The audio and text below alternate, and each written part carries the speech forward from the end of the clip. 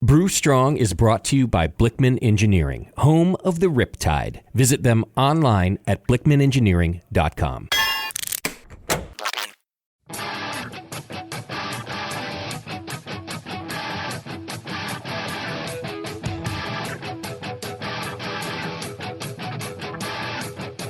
Brewers, it's time for the beer radio you've been looking for. This is the show that dispels myths, tackles the toughest topics, and makes no apologies for geeking out on beer. Hosted by two guys that drink before they think, Jamil Zainasheff and John Palmer. This is Brew Strong.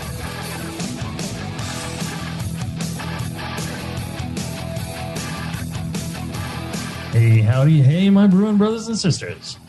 Greetings, cretins. How's it going, John? It's going well.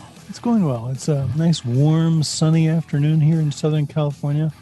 I understand they're having freezing rain and snow in various parts of the country, but pretty nice. Where you're at?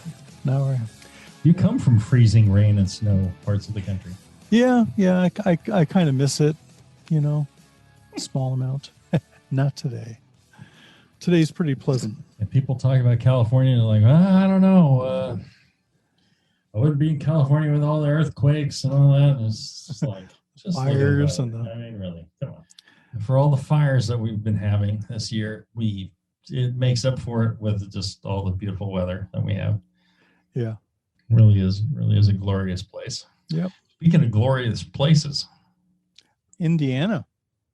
Right next to our good friend John Blickman. That's right. Hanging out with John Blickman is a glorious place. Yeah, many good times to be had in Indiana. I can remember several. That's when I think of John Blickman, I think of having a good time. I do. He is a fun dude to hang out with, and a great dude for creating amazing brewing equipment. Yeah. Just everything from your more standard basic brewing equipment up to just the really high end stuff, including stuff if you want to become a commercial brewer, if you want to brew at that scale. Blickman Engineering's got you covered. They do it all from little stuff, 3 gallon up to 5 barrel with the Blickman Pro. Yeah. Turnkey systems are very well designed. Yeah. And it's all by that great guy who's paid for the show for a couple of decades. So you haven't had to. Do me a favor, send him an email, feedback at blickmanengineering.com. Tell him how much you appreciate he's been paying for the show. And check out some Blickman gear next time you're up for a piece of equipment you couldn't be buying from a nicer guy. Let's see here. Speaking of nice guys, Ryan asks. Our good friend Ryan. It's just, it's the one Ryan we know. Yes. Right. Yeah, it's that Ryan. He says, hey guys, there's a distillery in my town, Longmont, Colorado, near Boulder, that has some 15-gallon bourbon barrels they're trying to sell. I just listened to some of your older shows going over barrel aging, but I wanted to ask how many times can you age a beer in a bourbon barrel? I'm relatively new to brewing, so for now, I wouldn't be doing anything too exciting with it, probably just some dark ales. Thanks for the show. It's been extremely helpful and inspiring as I descend down the rabbit hole of brewing. Yes, welcome to the rabbit hole, that's for sure. Right. Each man to fish, each man to brew, and just ruin his life. Yes. Yeah. 15 gallon barrel. That's a good size. That's not too large. You can use a barrel like that, until it becomes contaminated, if it becomes contaminated. Well, even after it becomes contaminated, you can always treat it with hot water and, kill anything and start over. The thing about bourbon barrels, generally, at least for me, you can only use them once in order to, when you're looking for flavor extraction to develop that bourbon flavor. that's all, because of the way people expect bourbon flavor. You could use it a second time, but the bourbon flavor is going to be far lighter. I mean, it's going to be subtle, and you're going to get a lot more tannin and wood bite out of it. So here at Heretic, we will use them the first time for a bourbon forward beer like Incubus that we do. Okay. Then we will use them a second time for something where the bourbon is just kind of a subtle background note, and really we're looking more for the oak and the tannins. Okay. And we'll hit it with bugs, and we'll make something like Twig and Berries, which is a second use bourbon barrels with I think we put Torment in there, which is a Belgian strong dark. Bourbon barrels with elderberries, and it sits in there a long time. It's a 10% beer, so it's very difficult to sour. Mm-hmm. So we add souring organisms, we add Brett, and we leave it in the barrel there, for a good year plus, and then we add the elderberries, and so it takes quite a while to develop that, but we would never try and do just bourbon barrel beer in a bourbon barrel a second time. The variance on the flavor is going to be so huge, you're just going to be disappointed with it, I think. Oh, I remember doing the barrel aging show that we did. You said that generally use wine barrels because they're much sturdier than bourbon barrels. Oh, yeah. Bourbon barrels are really thin. So they're not as durable. Wine barrels tend to be, substantially thicker. So you'll get more oxygen ingress. If organisms are working their way through the wood to get into your precious liquid, they'll get through a bourbon barrel much faster because it's thinner wood. Okay. But, also, the amount of oxygen that gets in is greater. Yeah. So, okay. Yeah. Interesting. But, you certainly could use them again. And, again, I'm saying you can't really use them to get bourbon flavor again. Okay. You can use them to, make other things like a sour beer or, just an oak aged beer with a subtle amount of bourbon. Like a vanilla porter or something. Yeah, sure. There was back in the day when, people first were doing bourbon barrel aged beers. Up here, I think it was up here. It's one of the breweries up here, and they would. They told me they would age beers in the barrels twice. They would use a barrel twice. Okay. And then get rid of the barrel. And the twice was they'd get the first one and then they would blend it with the second one. So they're trying to, because of the cost of the barrels, they're trying to extract as much of the barrel character as possible and then just blending it to get a flavor that they thought was the best. So, even then I've never heard of somebody try and use it more than once for the bourbon character other than blending it back. Yeah. Good to know. So, but certainly you can use it until the thing falls apart. As long as it's holding liquid, no matter what happens to it. And, you can fill the thing with really hot water. Be very careful. It's extremely dangerous, but you could fill it with, we have 180 degree water sitting around. So we'll fill a barrel with that, and it makes it hot to the touch on the outside. Well, hot to the touch on the outside, and it essentially kills everything that's in there. It pasteurizes that. So that's you start over fresh. And what you just get is, wood character, not very much wood character. Eventually they go neutral. Okay. You're just using it for the, oxidative staling type of thing. Okay. Let's see. Tom, he writes, hello, I just wanted to share something in reference to a comment made about barrel aging that I recently heard during the 3-part series. We did a 3-part series on barrel aging? Yeah. We really stretched it out. We milked that for all it's worth. Here we are back with questions. Let's see. I agree that aging clean beer without yeast sediment in the barrel for an extended period of time is necessary to avoid off flavors from the dead yeast. Okay. He agrees. However, I have had tremendous success following an old English tradition of adding dates and figs to barley wine at the end of the aging period. I take a few pounds of each and boil them down with sugars, or boil them down with water. It's a giant paragraph here, Tom. Break it up. Boil them down with water to make a sterile puree, and add that into the barrel with some fresh yeast to help ferment out the freshly added sugars. The new fermentation period is supposed to drive out oxygen that moved in and then freshen up the stale beer. It takes about 6 to 8 weeks for the 31 gallons of beer to return clear again before I keg it. I have not noticed any off flavors from the yeast cake that forms within the 2-month window. Not sure how quickly the dead yeast starts to break down, but for me, 2 months has been working.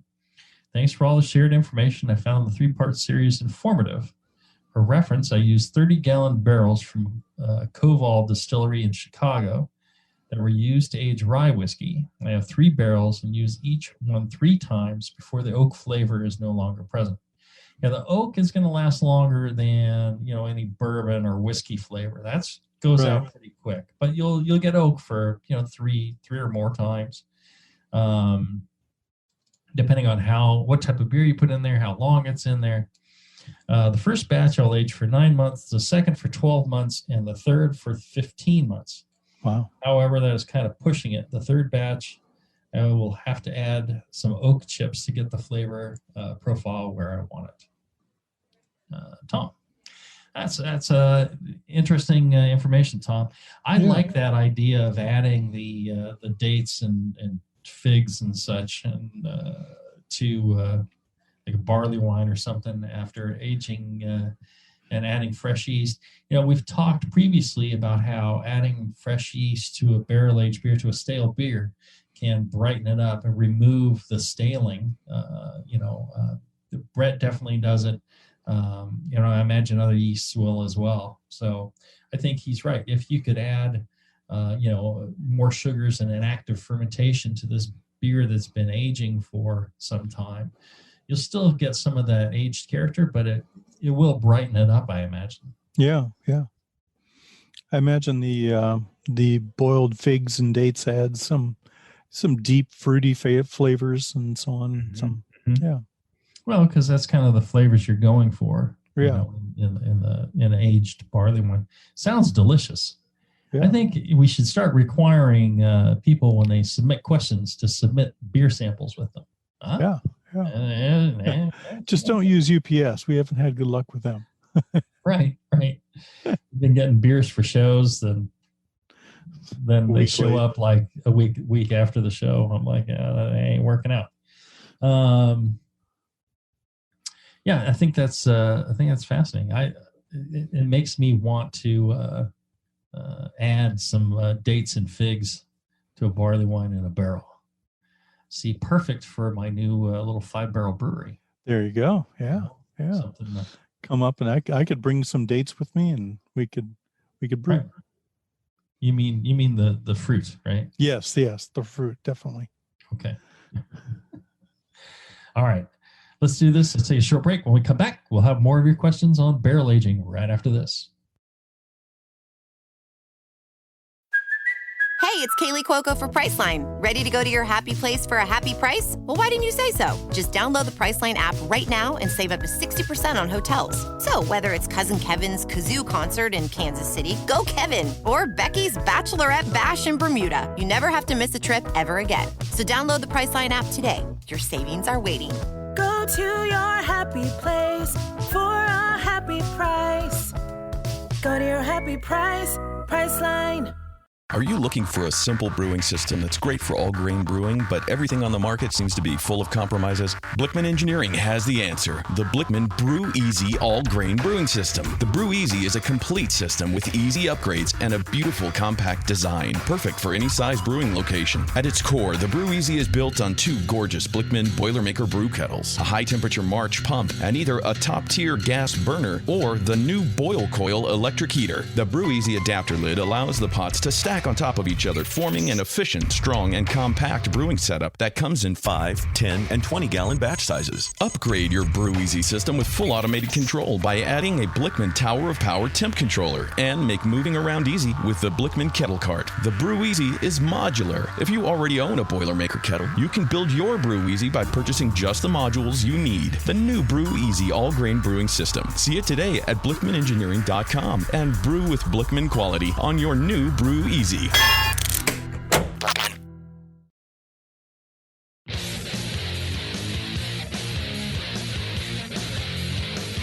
Back to the two guys that know how to turn beer into beer. This is Brew Strong.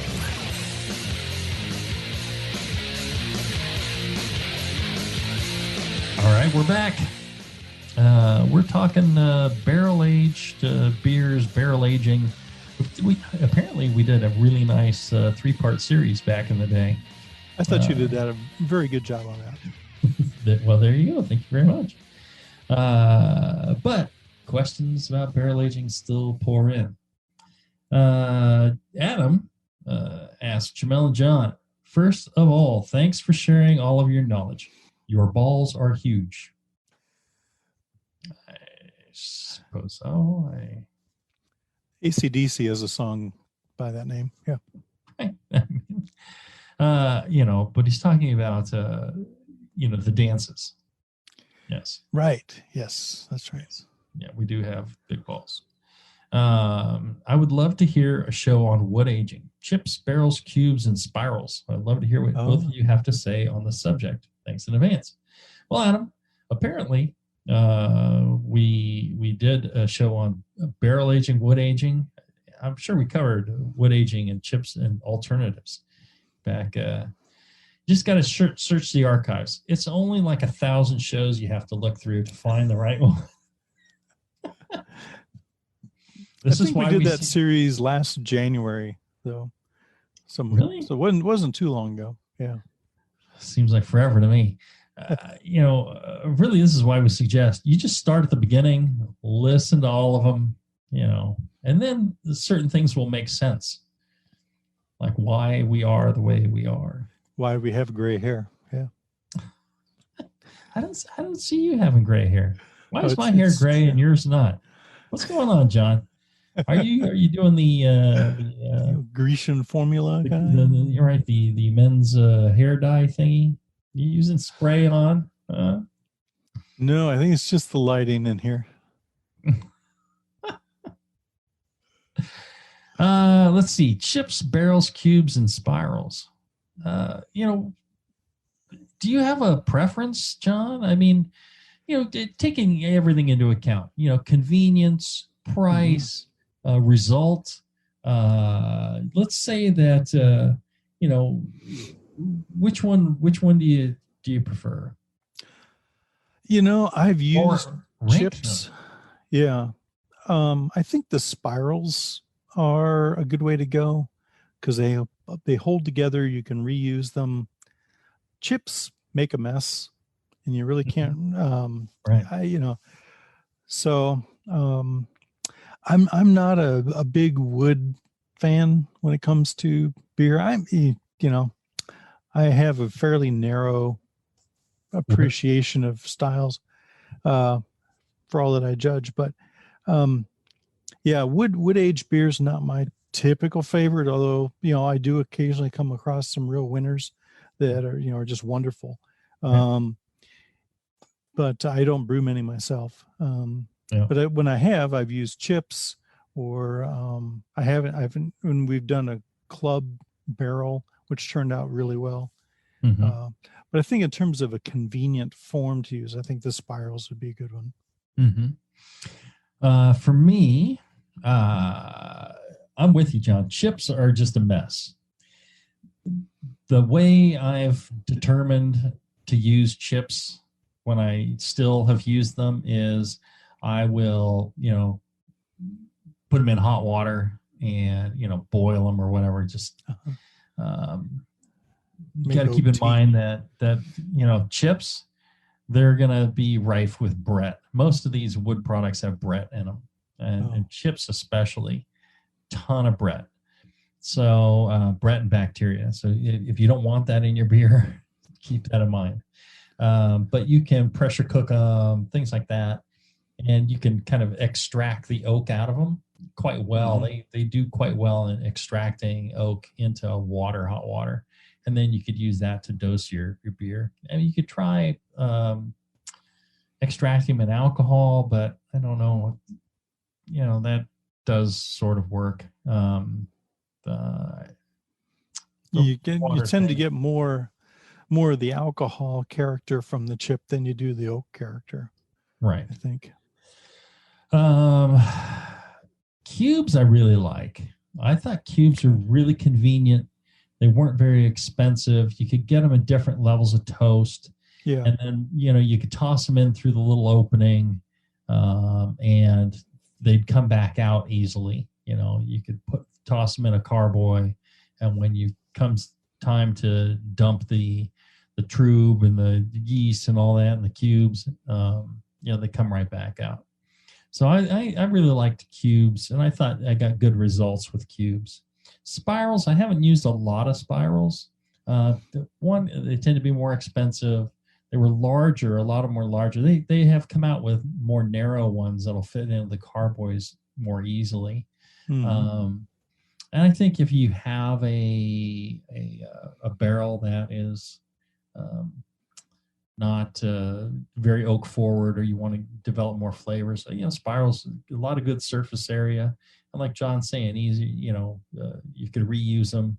It might be worth cleaning a spiral, muck off a spiral, toasting it with a torch or something, and then throwing it back in. If you're dealing with cubes, no bueno. You're gonna, it's just not worth it. Just buy new. Yeah. Same thing with chips. Chips are impossible to reuse. Barrels themselves, I think, are my favorite, though.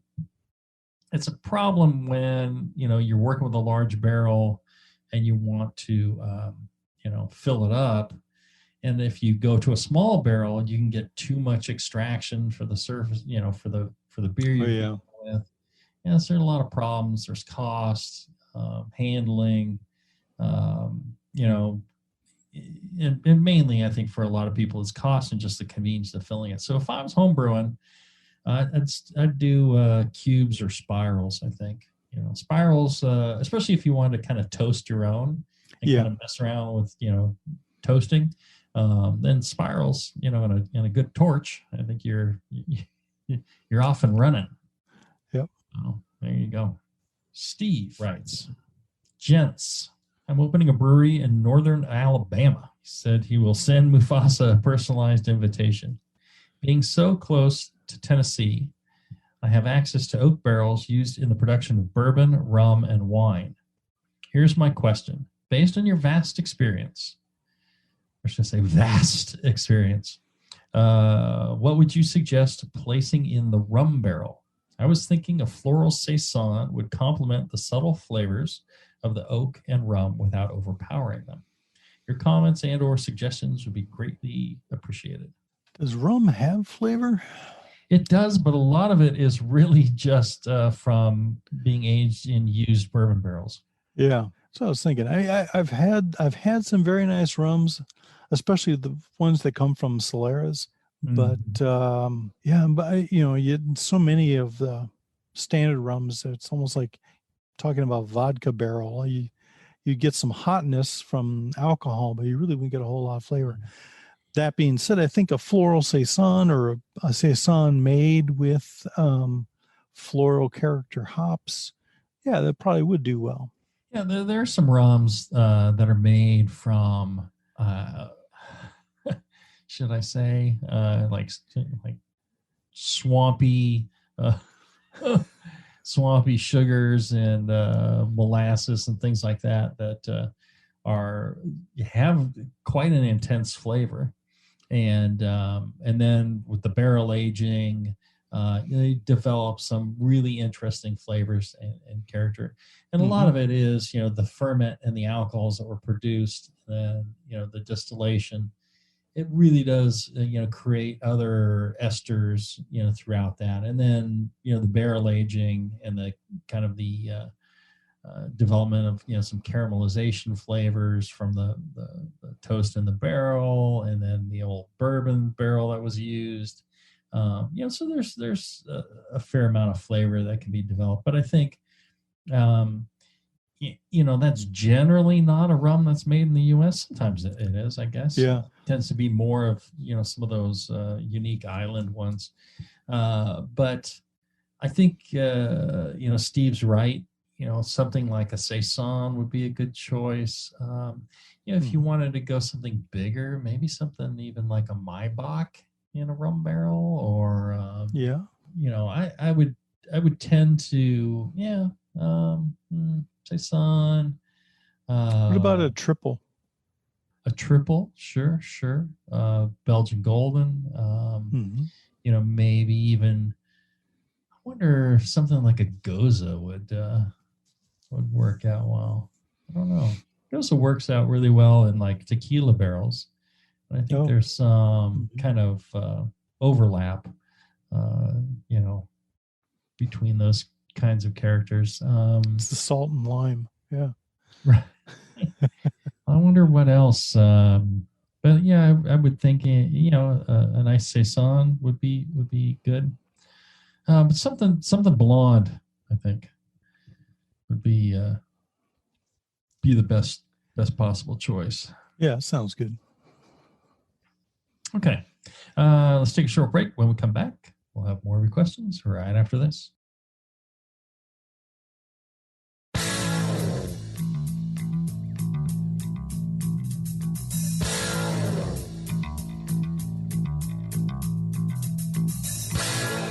Learning to brew has never been so disgusting.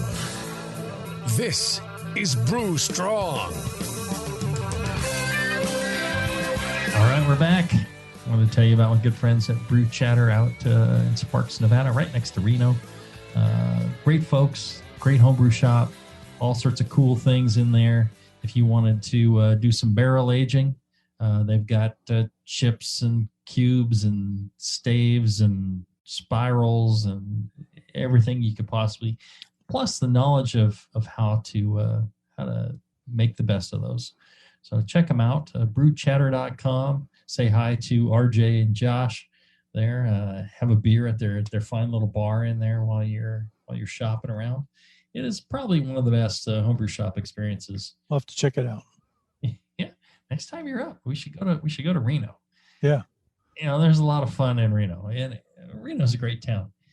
I'm not that much of a gambler, but the restaurants that they have, the food available, the breweries, distilleries, they got everything up there. It's just really cool. It's I wouldn't even. It's not like Vegas. Mm-hmm. It beats the hell out of Elk Grove, that's for sure. Yeah. You've just pissed off everyone in Elk Grove. They will hate you forever. I should preface that and say Elk Grove, you still have one up on Vacaville. Damn, John, what is it? You just hate everywhere that I've lived? What are you throwing shade now? Beer. John's gotten drunk. That's the problem. Well, so we were talking about beer, right? Reno is quite lovely. Yes. Okay. We're talking about beer. And check out brewchatter.com, our fine new sponsor. You've just got me all verklempt now. I just don't know what I'm doing. If you're listening live, feel free to add in your questions into the chat. you just type them into the comment section under the video there that you're watching. The lovely Miss Bevo will pass those on to us so we can cover your questions.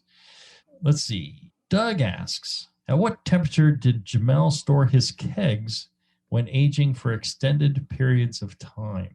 Fridge temps, cellar temps, etc. Kegs and barrels. Yeah, depends on what we're talking. So when you want to age something in a barrel, I've always observed the rule of 20C, which is something that a lot of people do, which is, you want to keep it below 20C. Okay. You don't really want to go above that. You don't want wild swings in temperature either. Some temperature variation is good, helps the beer, wine, spirit, helps it breathe. Age. Yeah. Helps the migration into the wood. The thing about it is you don't want to go too cold because you're going to you're going to slow development. You don't want to go too warm. You can develop certain flavors. So especially when you're dealing with something that's live, if you've got like Brett or bacteria, something like that, it's extra important. If you are talking about lagering, for example, you want to take advantage of yeast activity in lagering. You want to very slowly drop those temperatures, and then you want to, a maximum of 3C a day. You want to not go below 40 degrees Fahrenheit. So you want to keep it up around 45, 48, around in there. If you're doing lagering, 45, 44, something around in there, Fahrenheit, if you want that activity. If you are just cold conditioning a beer, I generally held them at fridge temperatures around 36, 38 degrees Fahrenheit. I have cold conditioned stuff down below 30 degrees, down around 20, 29, 28 degrees Fahrenheit. Our friend Charlie Bamforth is a big proponent of cold conditioning, and for a number of days will improve a lot of aspects of a beer. So one of the things it does is help drop out material from the beer, helps get rid of the remaining yeast, things like that. So makes it very bright, drops the very fine haze that can any chill haze and things like that. You can hope to your finings and stuff and get all that to drop out. So extended periods of time. I mean, there were things that I would store warm as well for, in kegs.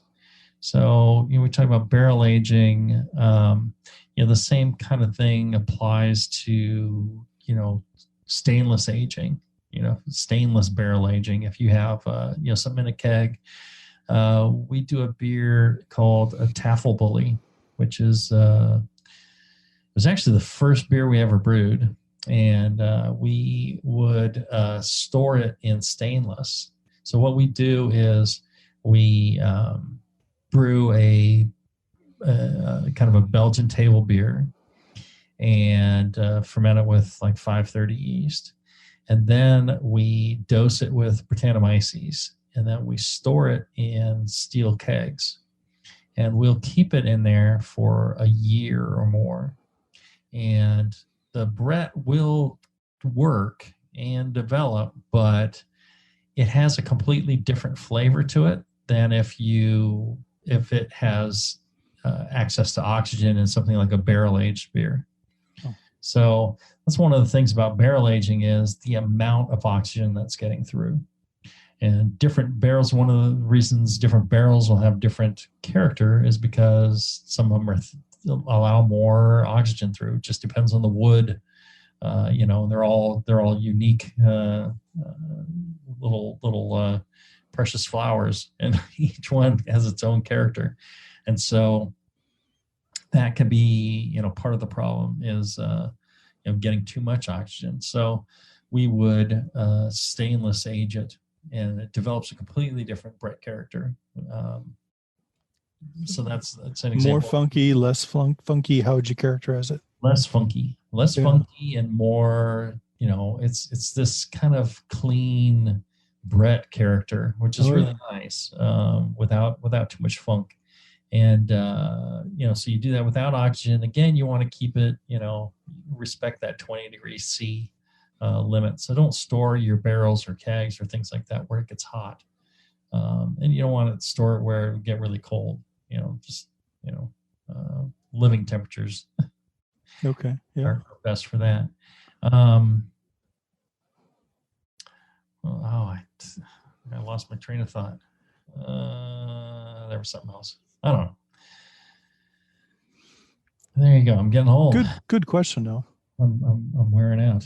Yeah, that is a good question. Let's see here. Bourbon bungs. Nelson writes, "Hey guys, first off, thanks for all the free info and advice you put out on the air. Keeps me entertained. I am always learning something new.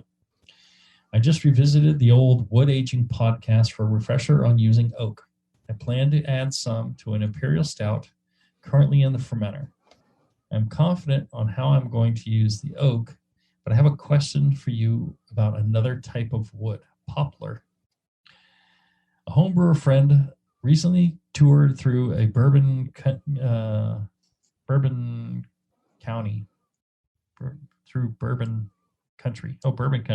in Kentucky, and picked up some bungs from a few distilleries. The bungs are made of poplar. Yeah. We were thinking about adding portions of some bungs to his imperial stout along with the oak. My questions are, do you think contact with the poplar will add any off flavors? Would we be better off just adding a shot of bourbon? Or are the bungs and bourbon a waste of time? Are we going to get enough bourbon-esque character just from adding oak? Thanks and regards, Nelson." Okay, yeah, that's an interesting question.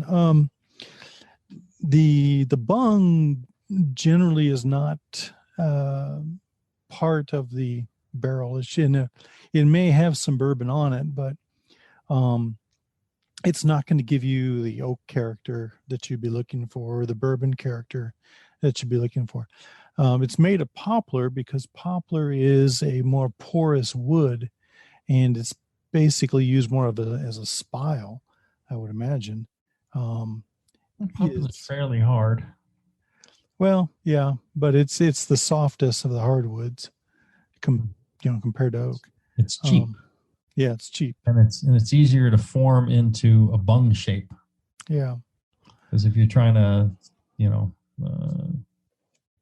crank out tons of bungs, they get hammered in and then thrown away after being used. Yeah, it compresses a little bit, so it would hammer down and stick in the hole well. Mm-hmm. I don't think you would look to that for beer, for character for your beer. Mm-hmm. Yeah, I think what kind of flavor would you get out of poplar? I haven't tasted much poplar. It wouldn't be piney. It would just kind of be generic woody kind of.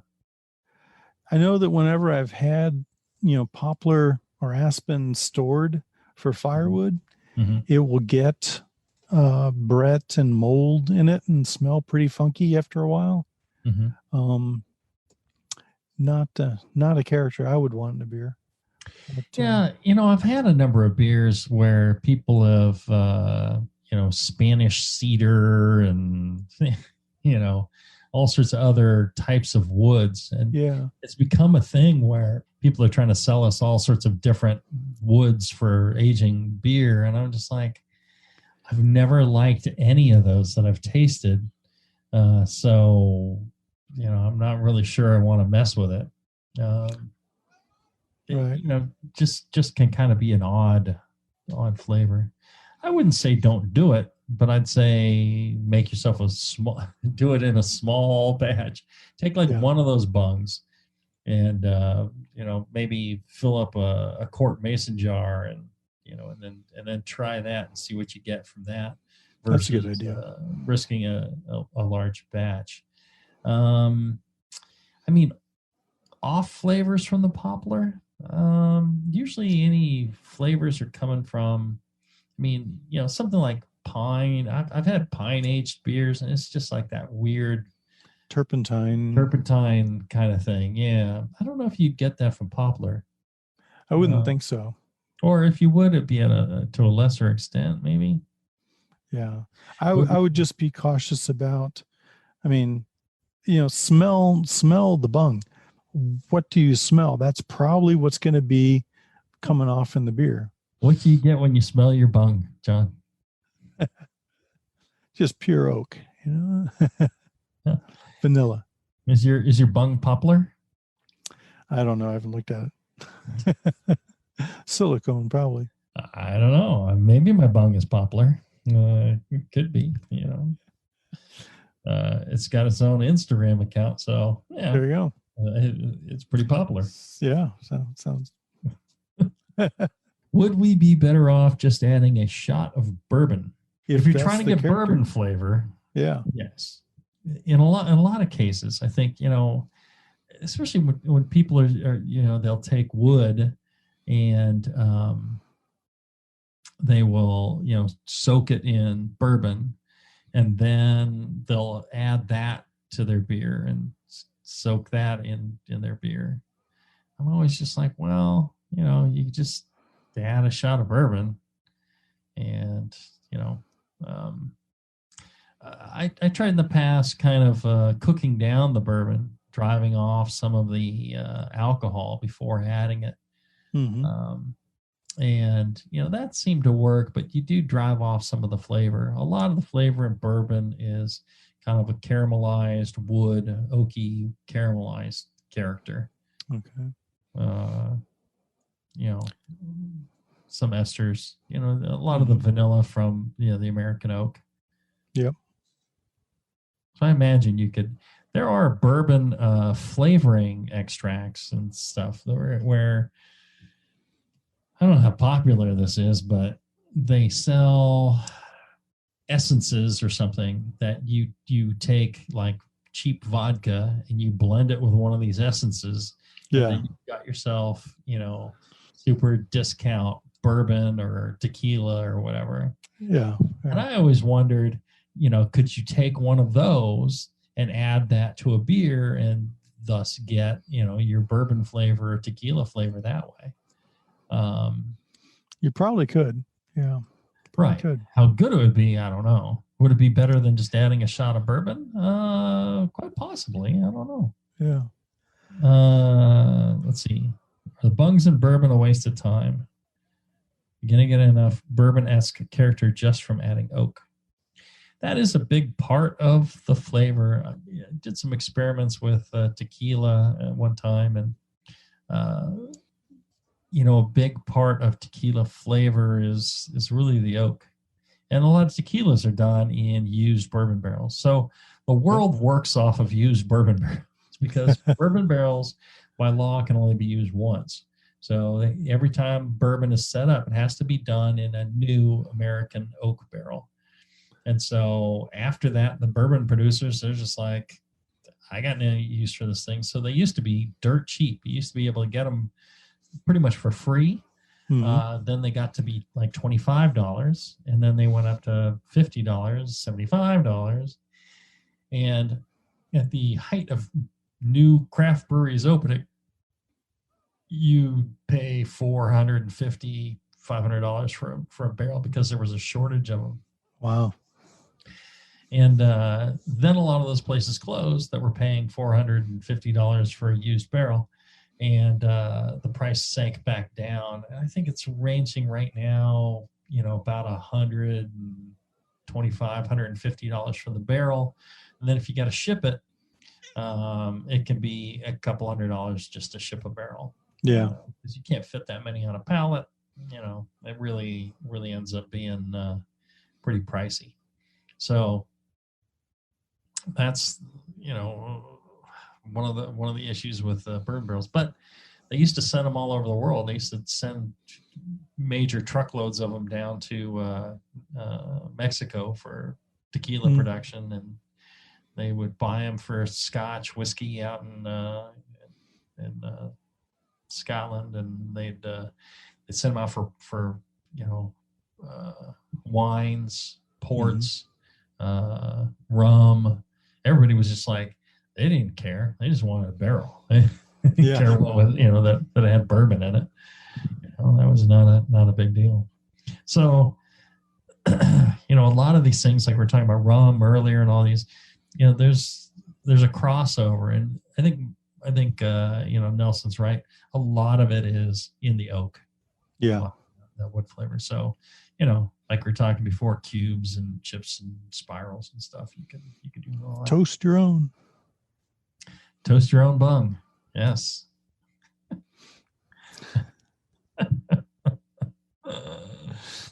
There you go, John. All right, let's take one more short break, and we'll wrap it up after this.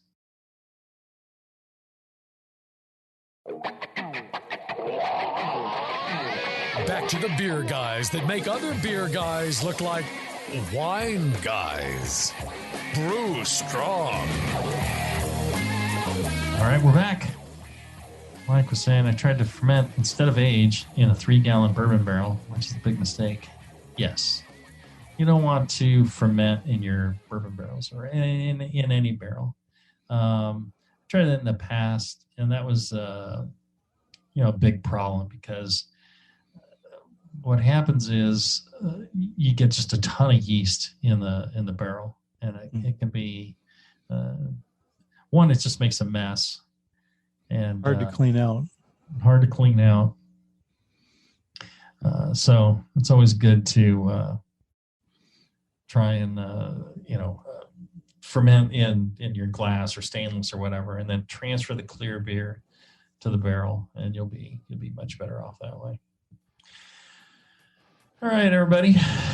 Thanks for joining us. It was another joy, John, to experience your comments on your bung. Silicone bung preferred. Yep. Right. Easy to clean. Easy to clean. Easy to insert. Takes lube well. Yes. Yeah. Go. All those reasons. Yeah. Just like our good friend John Blickman. Exactly. Yes. You might send him a nice email telling him how much you enjoy that he's paid for the show. Feedback at blickmanengineering.com. Check him out. Check out our good friends at Brew Chatter as well. RJ and Josh. Yeah. And until then, everybody, we'll see you next week, when we're going to have Michael Fairbrother on from Inline Meadery. And we're going to talk some mead. He's sending us some delicious samples, and I know his samples will arrive before the show. That's right. I trust him to do that. All right. Till then, everybody, brew strong. Brew strong, everyone.